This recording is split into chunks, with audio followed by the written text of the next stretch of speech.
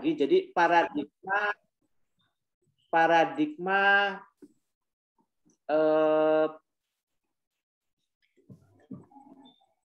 berpikir multidimensionalnya Musa Asy'ari ini saya konstruksi ada dua nalar gitu. Nalar peradaban, nalar kebudayaan. Nah, nalar peradaban itu menggabungkan aspek antara agama, spiritualnya yang diambil, transendensinya, substansinya, keberagaman yang betul-betul substantif, keyakinan, keimanan yang membentuk perilaku manusia, aspek keagamaan, transendensi, lalu aspek filsafat.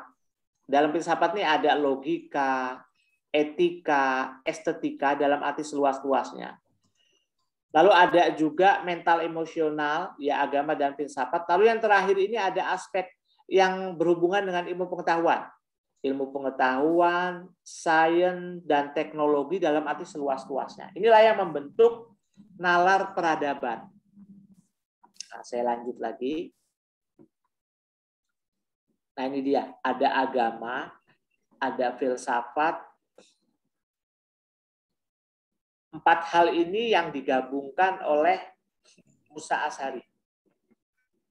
Jadi nanti kawan-kawan kalau mau mau melihat hal ini yang utuh itu ada di buku Filsafat Ulil Ilmu beliau. Nah, ini buku yang walaupun tipis ya, bukunya putih, tapi menarik. Beliau membahas ini, diambil 4 ini. Jadi nalar peradaban itu ada ya sains, teknologi, ada filsafat, ada agama. Filsafat ini juga ada aspek logika, estetika, etika. Ini digabungkan semua oleh Musa Asy'ari dengan sangat menarik. Nah, saya konstruksi dari sini, nalar peradaban Musa Asy'ari. Nah, nanti bisa menciptakan peradaban universal ya. Peradaban universal, peradaban yang bersifat transendental. Maksudnya transendental ada pijakan transendensi, ketuhanan, keagamaan, tapi harus membawa dampak kemanusiaan. Sifatnya universal.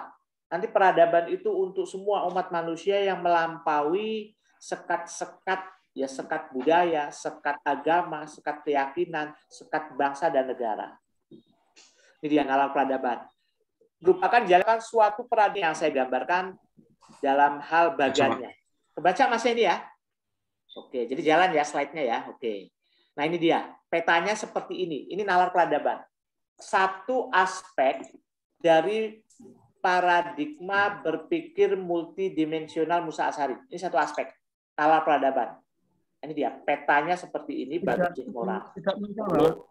Tidak muncul. Slide-nya. Slide-nya. Gimana? Muncul nggak, Mas? Berhenti aja di satu tadi. Beberapa tadi aja belum berubah ini. Hanya beberapa peserta slide-nya nggak muncul, Pak. Nggak berubah. Kita pin ulang. Ini cek dulu barang kalian ada masing-masing. Ya, nanti yang dibagi yang nggak ada kan. Cek dulu barang ada lengkap.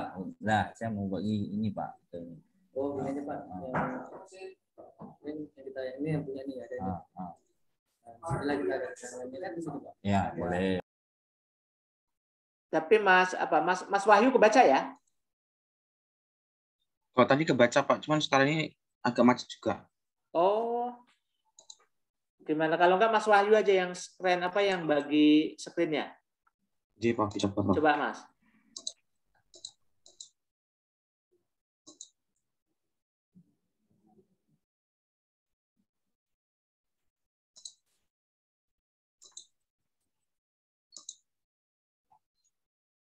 Nggak bisa ya? Nggak bisa? Ya, ini penampilannya masih tetap ini di slide laptop saya masih yang saya share ini. Mungkin Mas Novel bisa bantu slide-nya, Mas? Di stop dulu Pak Zabrul kan? Share screen-nya. Oke. Mas Novel bisa bantu share screen-nya? Aman-aman. Siap.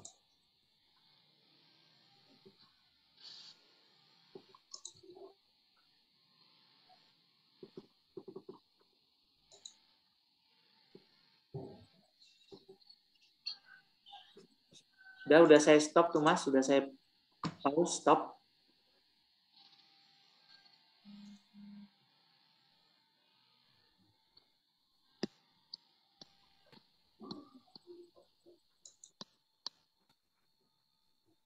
Oke, Pak Nopal. Terus lagi Mas, Mas Bagan ya.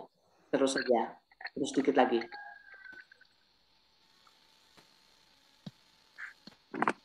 Ini Pak. Nah, ini Bagan nih Mas. Napas Bagan nih. Oke. Baca, Pak. Nah, ini baca ya kawan-kawan ya.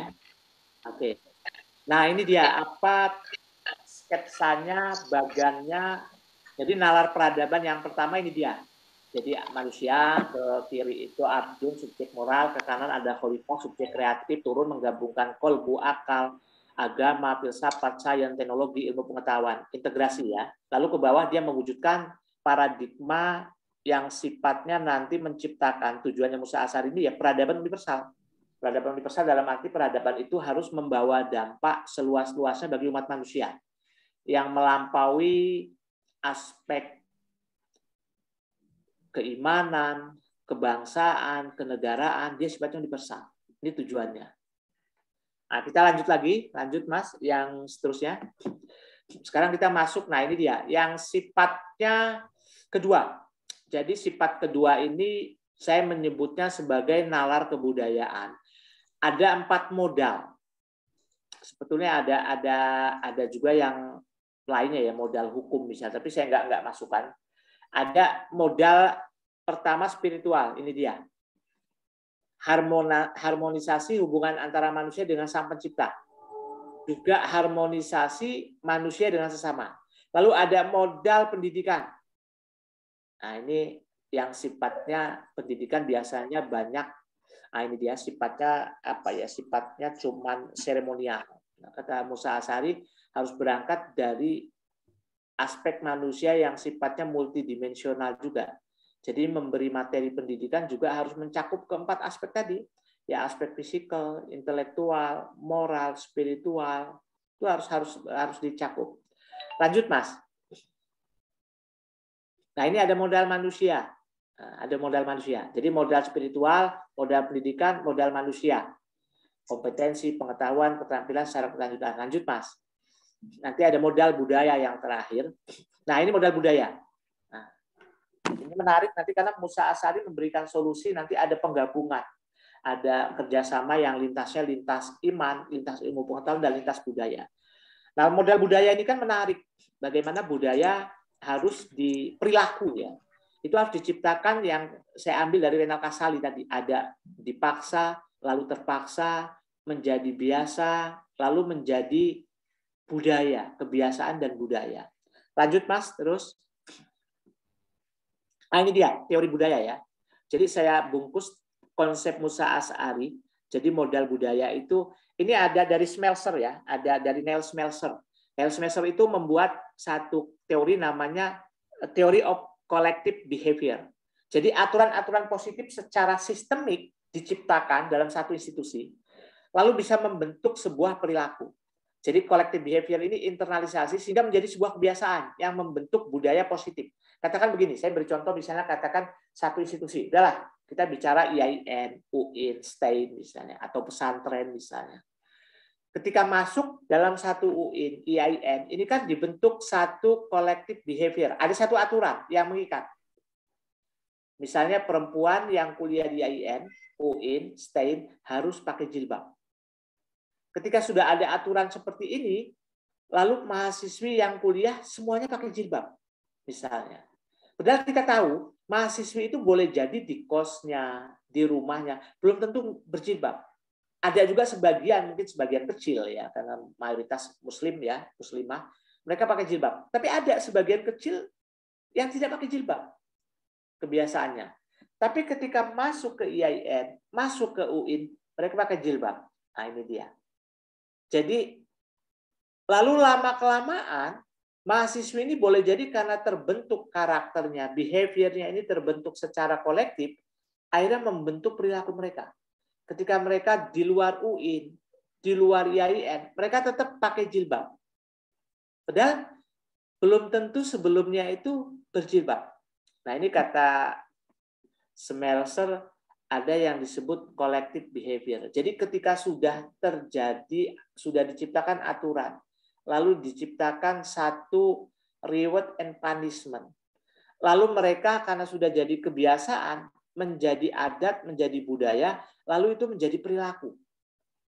Nah udah, mereka akhirnya karena sudah diinternalisasi, sudah jadi kebiasaan, sudah tidak lagi halnya itu menjadi seperti dipaksa, terpaksa, bisa, bukan. Tapi sudah menjadi budaya, karena sudah diinternalisasi. Membentuk budaya yang sifatnya positif. Nah, makanya budaya ini penting. Lanjut lagi, Mas. Slide-nya. Nah, ini dia, yang kedua. Jadi ini yang saya sebut sebagai bagannya ini ya.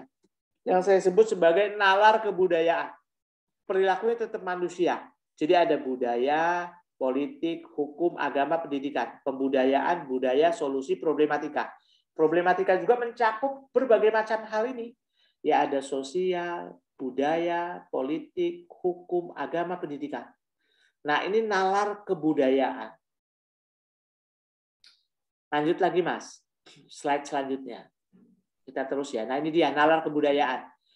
Berupaya melakukan kerjasama harmonis antara modal spiritual dan pendidikan, serta modal manusia dan budaya sebagai strategi dalam menghadapi problematika kehidupan sosial kemanusiaan yang sifatnya kompleks, rumit begitu. Oke, lanjut Mas. Nah, ini dia. Ini saya kutip dari Musa Asy'ari langsung. Solusi yang sifatnya multidimensional. Kalau kita ingin menyelamatkan kehidupan bangsa dan keluar dari krisis bangsa yang multidimensional ini, kata Musa Asy'ari, maka kita harus bisa mengubah cara berpikir kita terlebih dahulu. Karena berpikirlah yang menentukan tindakan seorang. Mengubah cara berpikir yang parsial ke multidimensional. Dari berpikir yang sifatnya untuk kepentingan lokal kepada kepentingan nasional. Dari berpikir yang hanya mementingkan kepentingan jangka pendek kepada pemikiran yang jangka panjang. Dari pemikiran egosistik ya, berpusat pada ego kepada pemikiran manusia yang bersifat universal. Nah, ini bagaimana caranya menggabungkan antara nalar peradaban dan nalar kebudayaan. Oke, lanjut Mas. Terus Mas. Nah, ini dia dari Musa Asy'ari.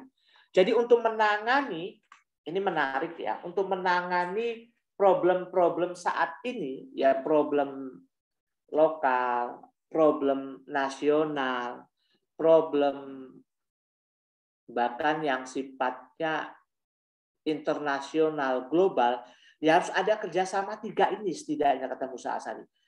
Ada kerjasama lintas ilmu, ada kerjasama lintas budaya, ada kerjasama lintas iman atau keagamaan. Ini nggak bisa nggak, tiga ini. Kalau kita melihat era klasik ya, semuanya sampai sekarang. Bangsa-bangsa yang maju, negara-negara yang maju, itu negara yang terbuka. Terbuka dalam segala halnya. Ya dia bisa interaksi secara ilmu. Kita ambil contoh gini. Katakanlah era klasik itu kalau kita melihat peta itu kan Yunani yang maju. Hebat dalam hal intelektual, keilmuan, filsafat, etika, estetika misalnya. Lalu Islam saat itu masih terbelakang, abad ke-6, ke-7, ke-8. Lalu Islam ini terbuka. Karena terbuka mengambil ilmu-ilmu Yunani, diterjemahkan, dikaji, lalu dikembangkan lagi oleh umat Islam saat itu. Oleh para ilmuwan-ilmuwan kita, ulama-ulama kita, ya Farabi, ya Al-Kindi, Ibnu Sina, Imam Ghazali, Ibnu Rus, Ibnu Tufail misalnya, Ibnu Bajjah, dan lain-lainnya. Dikembangkan, akhirnya membuat Islam pada era klasik maju. Nah ini kan agama, ilmu, budaya, iman, dan keagamaan ini kan terbuka orang Islam. Lalu menciptakan peradaban yang maju dari abad 8 sampai pertengahan abad 13 lah. 1258 sebelum dihancurkan oleh tentara Mongol. Lalu peradaban Islam ini, peradaban Barat terbuka. Peradaban Barat, Eropa terbuka mengakses peradaban Islam. Peradaban Yunani kan sudah diperkaya oleh peradaban Islam. Lalu diakses oleh peradaban Barat, Eropa, menciptakan peradaban Barat dan Eropa sekarang maju sampai sekarang. Nah, lalu peradaban Barat dan Eropa ini diakses oleh ya Korea Selatan, ya Cina, Jepang, restorasi Meiji itu kan adagiumnya Jepang, misalnya Cina itu kan dengan adagium mengakses ilmu pengetahuan dari manapun seluas-luasnya. Nah, ketika budaya ini terbuka, satu bangsa, satu negara, dia bisa maju. Nah, makanya kata Musa Asy'ari, kerjasama lintas ilmu, kerjasama lintas budaya, kerjasama lintas iman, mutlak dibutuhkan. Sekarang nggak bisa. Menarik ya, sekarang ini kan kita masuk ke yang disebut itu hyper society ya. Bahkan connected society-nya itu bukan connected lagi tapi hyper connected society. Slide selanjutnya, Mas. Nah, ini dia. Jadi dengan kerjasama, ada kerjasama lintas ilmu, lintas budaya, lintas iman, kita mengkonstruksi itu memiliki global mindset. Mindset yang sifatnya global. Kesadaran global bahwa kita bukan lagi hanya sebagai warga negara Indonesia, tapi juga kita telah menjadi warga negara dunia. Kita perlu memiliki kesadaran bukan hanya local and national citizenship, tapi juga the world citizenship. Jadi gini, kalau sebelumnya itu kan ada, kita belajar di perpus, kita belajar di perpustakaan, kita belajar di laboratorium. Lalu adagiumnya sampai abad 20 itu adagiumnya begini, my lab is my world. Laboratorium saya adalah dunia saya. My library is my world. Perpustakaan saya ketika kita di kampus atau di rumah atau di manapun universitas, di kota, di satu daerah, perpustakaan daerah, kita mengklaim my library is my world. Perpustakaan saya adalah dunia saya. Karena kita mengkaji di situ. Tapi sekarang dibalik justru my world is my library. My world is my lab. Jadi dunia saat ini adalah laboratorium saya. Dunia saat ini, my world is my library. Dunia adalah sekarang perpustakaan saya. Kenapa? Karena kita menjadi hyper connected society. Bayangkan sekarang menurut data terbaru itu manusia sekarang ada 7,7 miliar. Dan hampir 6 miliar kita itu terhubung. Terhubung dengan internet, terhubung dengan dunia digital, medsos, ya lewat Twitter, lewat Facebook, lewat LinkedIn misalnya, lewat Instagram, lewat email misalnya. Kita terhubung. Kita sudah tidak bisa menutup diri. Nah, kalau kita kesadarannya tidak mempunyai kesadaran the world citizenship, bahwa kita warga dunia, nah kita tertinggal. Makanya kita harus punya ini, global mindset ini harus punya global mindset.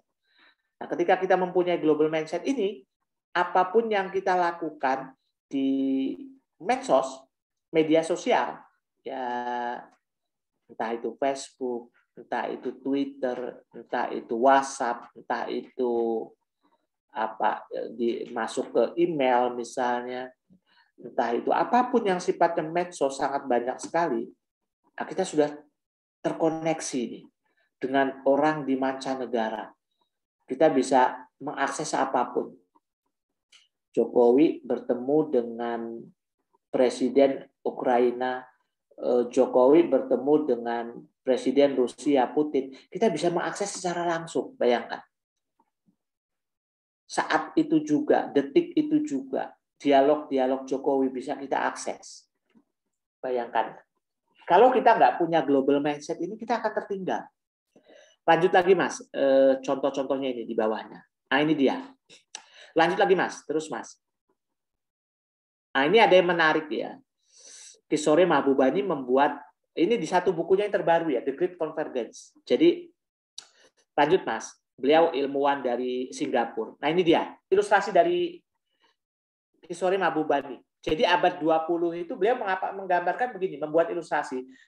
Kita laksana naik kapal, di satu samudra, lautan yang besar sekali. Ada 193 kapal. Dia menyebutnya 193 kapal. Lalu kalau ada kapal 1, 2, 3 tenggelam, semua kapal ini masih bisa lancar aja jalan, bebas, tidak ada hambatan. Tapi masuk abad 21, kata Kishore Mahbubani, dia menyebutnya kita laksana naik satu kapal besar. Ada 193 kabin. Kamar gitu katakanlah ya, kabin itu ya kamar-kamar besar, kapal-kapal ini jadi kabin. Kalau 1, 2, 3 kapal ini bocor, tenggelam, kita biarkan kabin ini, kapal ini akan tenggelam lama-kelamaan. Apa artinya? Artinya 1 bangsa, 2 bangsa, 3 negara rusak, seperti kayak sekarang ini, contoh konkretnya Ukraina. Perang dengan Rusia. Ya ada mempengaruhi aspek minyaknya, aspek pangannya, aspek gasnya, lain-lainnya. Semuanya menentukan. Akhirnya sekarang coba, Amerika yang negara superpower juga kewalahan. Gas naik, minyak naik, kewalahan. Apalagi Ukraina. Dan mempengaruhi kita juga, coba. Sekarang gas naik, semua naik. Bahan pokok naik, dan negara-negara lain juga naik. Hanya perang dengan negara kecil Ukraina. Rusia yang perang dengan Ukraina, negara kecil. Tapi mempengaruhi semuanya. Apa artinya? Artinya ada satu teori, hidden connection ya. Jadi kata Kishore Mahbubani ini ada hidden connection yang sekarang sudah nggak bisa lagi dianggap sepele, dinafikan, ditiadakan, tidak dianggap lagi, nggak bisa. Semuanya saling terkait. Connected society, hidden connection. Lanjut Mas, selanjutnya Mas, slide selanjutnya Mas. Nah ini dia, hidden connection, butterfly effects gitu ya. Jadi ada tanaman, orang yang punya tanaman padi di Cirebon, punya tanaman mentimun di Cirebon, punya tanaman sayuran di Cirebon, tapi dia terpengaruh dengan butterfly effects ini. Polusi udara di Jakarta yang masif sekali itu bisa mempengaruhi panen yang ada di Cirebon, di Cikampek, di Jawa Barat misal. Itu namanya butterfly effects. Pengaruh efek sayap, kepak sayap kupu-kupu ya. Itu ilustrasi dari para ilmuwan, artinya jaraknya jauh Jakarta ke Bandung, Jakarta ke Tasikmalaya bisa mempengaruhi lama-kelamaan polusi udara ini. Efek rumah kaca, fenomena pelecehan agama yang ada di Jerman misalnya, di Amerika, di Swiss misalnya, itu bisa mempengaruhi seluruh umat Islam di dunia. Nah ini kita udah nggak bisa lagi kita mengatakan ini ruang privat kok, nggak bisa. Katakanlah misalnya ketika ada satu ustadz yang mengatakan ada jin kafir di salib itu. Dia di ruang privat itu ngomongnya misalnya. Iya di ruang privat, tapi yang mendengar itu pakai HP, direkam, lalu di-upload di ruang publik. Itu bukan lagi ruang privat, tapi ruang publik sekarang. Kita ngomong gini, ini sudah jadi ruang publik. Akan terakses di publik, di dunia maya. Lalu nanti akan dipublish oleh Mas Naufal, dipublish oleh Mas Wahyu rekamannya. Udah, ini akan menjadi milik publik yang bukan hanya milik orang Indonesia. Sejagat raya 7,7 miliar orang yang ada di medsos, yang ada di internet, yang ada di dunia maya ini, ketika mengakses, masuk dia, bisa membaca. Makanya sensitif sekali. Makanya perlu punya global mindset ini, kata Musa Asy'ari. Jadi kalau tanpa punya ini, kita nggak bisa lagi. Kita nggak bisa lagi Ya nggak bisa lagi eksis. Bayangkan sekarang kita kan merasa eksis ketika kita eksis di dunia maya bahkan gitu. Bayangkan di dunia maya itu, saya kadang-kadang lihat kawan-kawan itu ya lucu juga. Apapun saja ingin ingin dipublish di dunia maya. Makanya dari bangun tidur sampai tidur lagi semuanya mau diakses. Hal-hal yang remeh, yang sederhana juga mau diakses. Kenapa? Karena dia belum merasa eksis kalau dia belum publish di dunia maya. Bahkan hal yang remeh-temeh dari hal makan, lauk, tidur, semuanya diakses. Kenapa? Dia merasa belum eksis kalau belum Dia publish di dunia maya, bayangkan. Jadi eksistensinya di dunia nyata itu tidak eksis kalau tidak tidak dipublish di dunia maya. Bayangkan pengaruh dunia maya. Jadi sehari itu bisa posting sampai 5 kali, 7 kali. Saya kadang-kadang hanya senyum-senyum aja melihat seperti itu. Oke, kita lanjutkan ke slide selanjutnya. Nah, ini dia. Jadi menggabungkan semuanya ya. Jadi nah ini dia kata Musa Asy'ari apa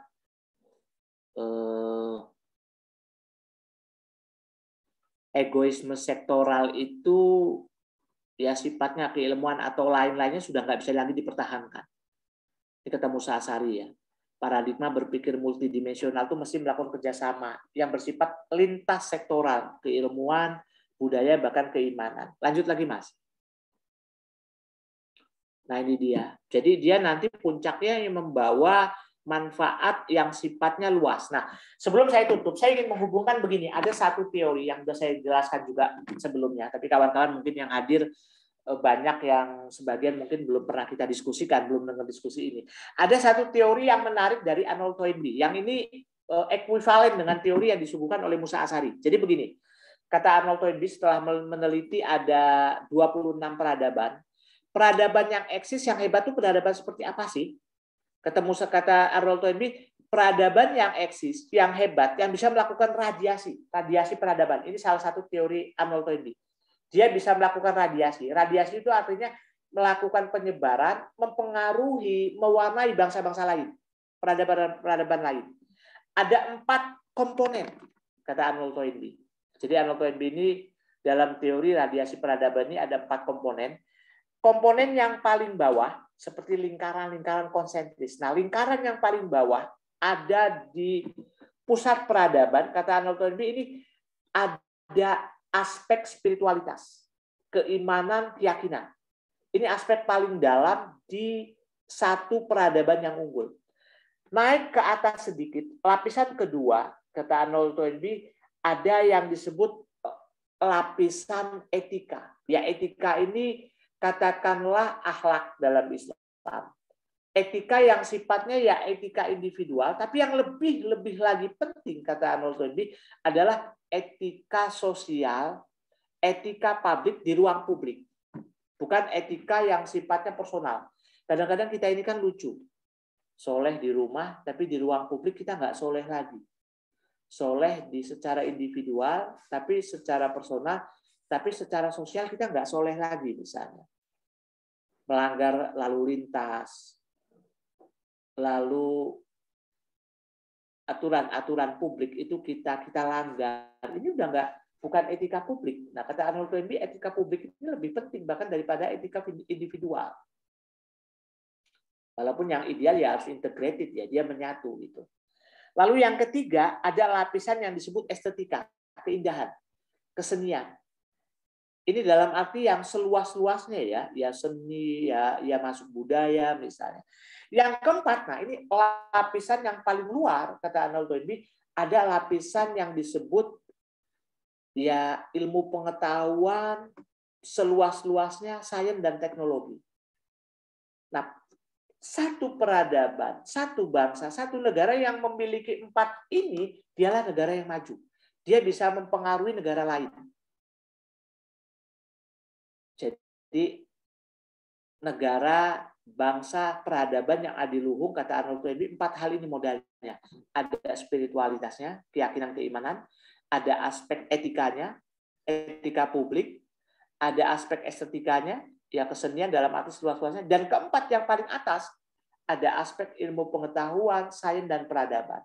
Kalau satu bangsa, satu negara memiliki 4 ini, dia bisa melakukan radiasi, mempengaruhi, mewarnai bangsa lain.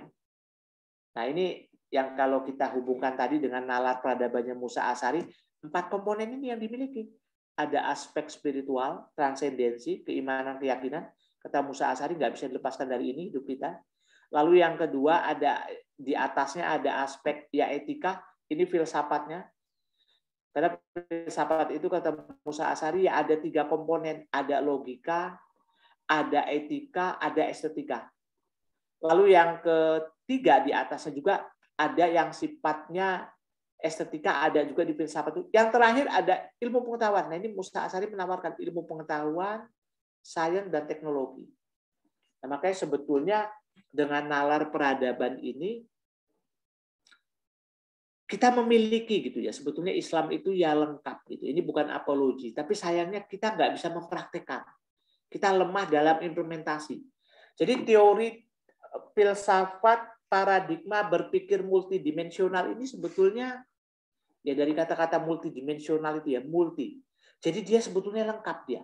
Yang menggabungkan aspek agama, spiritualitas, keyakinan, keimanan, ini aspek pertama.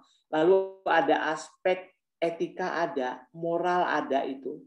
Lalu ada aspek estetika juga ada, seluas-luasnya kesenian, budaya.